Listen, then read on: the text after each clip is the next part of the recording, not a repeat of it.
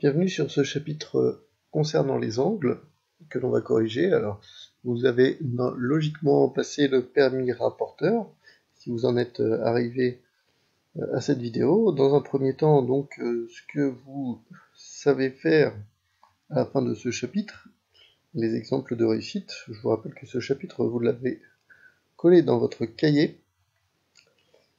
Donc, les définitions qui sont quelque chose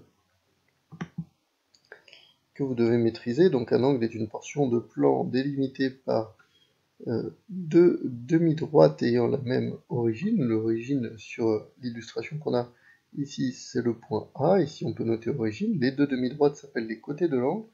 C'est la demi-droite AB et la demi-droite AC, que l'on note crochet du côté de A et parenthèse du côté de B et donc du côté de C. Les deux demi-droites s'appellent les côtés de l'angle. L'origine commune des deux demi-droites s'appelle le sommet de l'angle. Donc là, c'est l'origine, c'est aussi le sommet. On note cet angle BAC ou CAB, peu importe, tant que, comme on le note en remarque, le sommet de l'angle est toujours placé au milieu de la notation.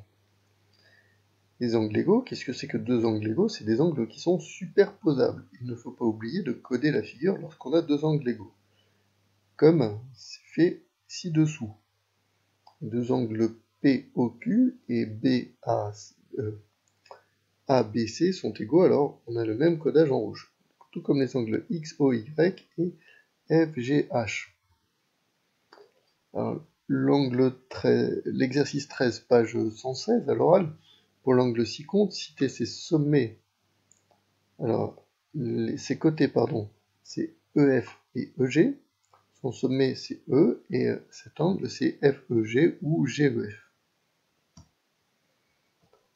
Alors, le 24, sur la figure ci-compte, on a tracé l'angle PAS ou SAP.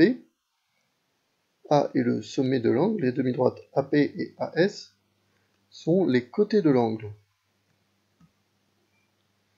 Chaque phrase se rapporte au triangle ci-compte, recopié et complété. L'angle M, il y a un chapeau, AR a pour sommet A et pour côté AM et AR. AM et AR. L'angle AMR ou RMA a pour sommet M et pour côté MR et MA. Le troisième angle de ce triangle est MRA ou ARM. Son sommet est R et ses côtés sont RM et RA. Les angles particuliers, donc l'angle nul de 0 degré, où les deux demi-droites sont confondues, elles partent de haut, elles vont dans le même sens et la même direction. L'angle aigu entre 0 et 90 degrés, l'angle droit de 90 degrés, les deux demi-droites sont perpendiculaires et elles ont la même origine. L'angle obtus entre 90 et 180 degrés et l'angle plat, elles sont dans la même direction mais de sens contraire. Ça forme la famille des angles saillants. Et donc les angles rentrants, c'est entre 180 et 360 degrés. Et un angle plein, c'est un angle de 360 degrés, en fait, 360 degrés qui revient faire un angle nul. Ces deux demi-droites confondues. Voilà pour la position des côtés. Quant à leur mesure. L'objet pour mesurer un angle, c'est le rapporteur. C'est un instrument de géométrie qui sert à mesurer les angles. Il y a plusieurs unités. Alors si vous avez par exemple une unité de mesure qui va jusqu'à 200, c'est pas pour les degrés, c'est pour les grades, mais on s'en servira pas au collège. Donc le degré, le grade, le radian. Le radian, pareil, on s'en servira pas au collège. Le degré, c'est noté donc avec cette petite notation ici. Ne pas confondre avec le degré Celsius. Donc, moi je vous conseille d'avoir le rapporteur classique qui va de 0 à 180 ici et de 0 à 180 de l'autre sens. est transparent, parce que s'il est métallique, il y a l'avantage qu'il ne casse pas, mais qu'on ne voit pas à travers. Alors, une première vidéo que je vous conseille qui va vous permettre de voir de version animée comment on mesure un angle. Alors on place le centre du rapporteur sur le sommet de l'angle, le centre du rapporteur donc ici, sur le sommet de l'angle, sommet haut. On place la graduation 0 sur un côté de l'angle. On repère le trait de graduation là si on veut faire 40 degrés. Donc on repère le trait de graduation sur le deuxième côté et donc on lit 40 degrés pour mesurer l'angle. Ça veut dire que notre angle XOY ou YOX fait 40 degrés. Et pour construire un angle, si je veux construire un angle de 55 degrés, comment je fais? J'ai déjà OX, ici, le premier côté de l'angle. Donc je mets le centre du rapporteur sur O, je mets le 0 du rapporteur, le nombre 0 du rapporteur sur mon côté OX. Ensuite, je cherche où est 55, c'est ici, à ne pas confondre avec le 55 ici. Je pars bien de ce côté-là, 10, 20, 30, 40, 50, 55, voilà. Je fais un trait de crayon, je prends ma règle et je pars du point d'origine de ma première demi-droite pour tracer une deuxième demi-droite, OY. Et ainsi j'ai l'angle XOY.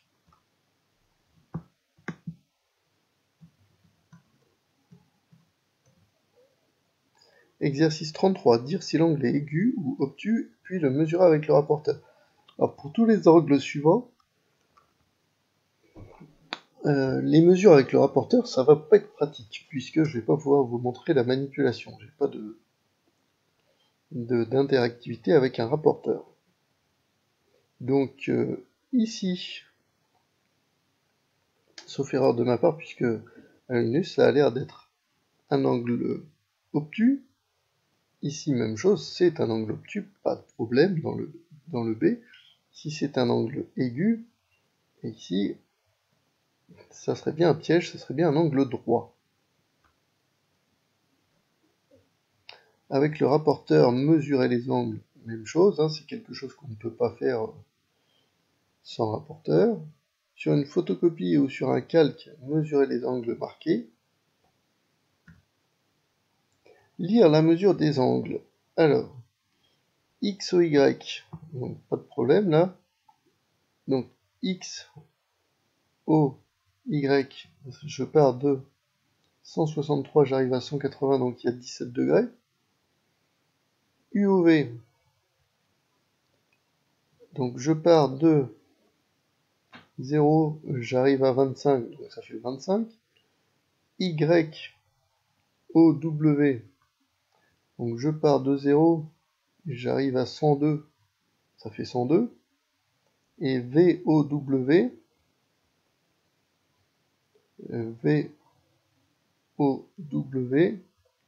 ça fait 78. Quelles sont alors les mesures de UOW? Ici, alors, VUOW. Alors, ici, on a dit, il y a 78. Et ici, il y a 25. On fait 78 moins 25. 78 moins 25, ça fait 53. Et XOU, oui, XOU ici. Alors, on sait que tout ça, ça fait 180 degrés. 180 degrés, et j'enlève les 18, ça fait plus que 162. Et j'enlève les 25, ça fait plus que 137. Voilà.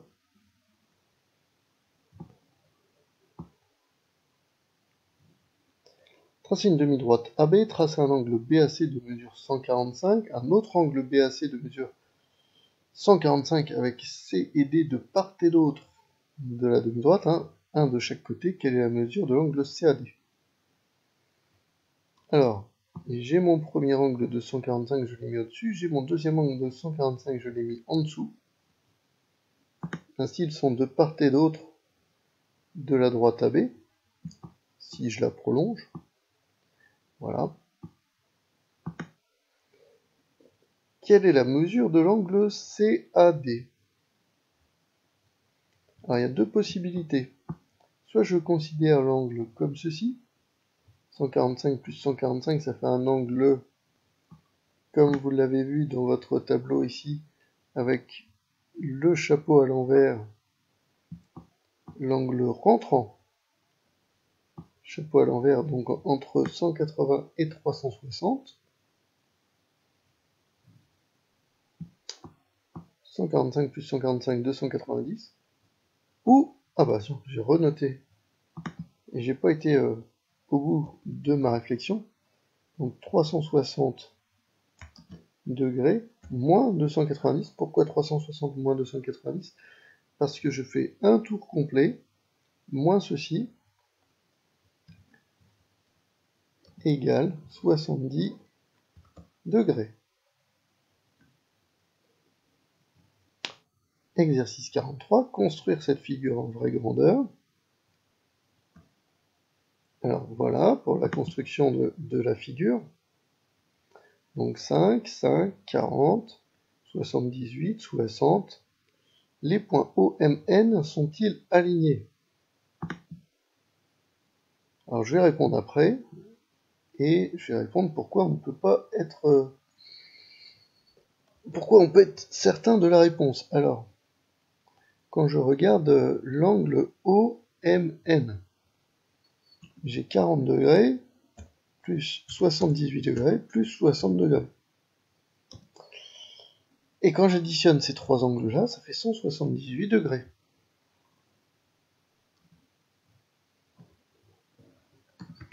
Ce qui n'est pas un angle plat. Par conséquent,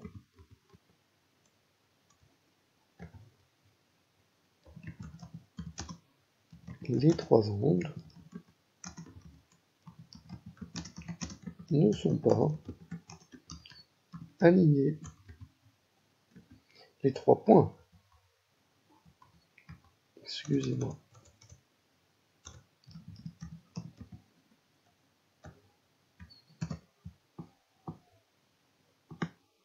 Voilà. Ah, encore une figure à construire.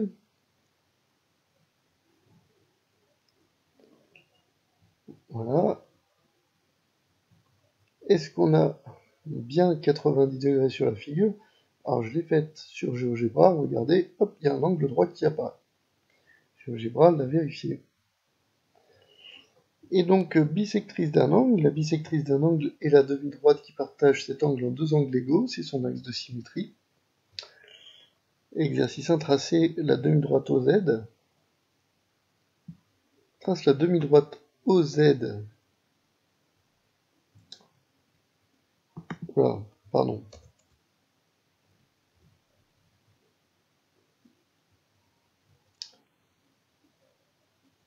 Voilà.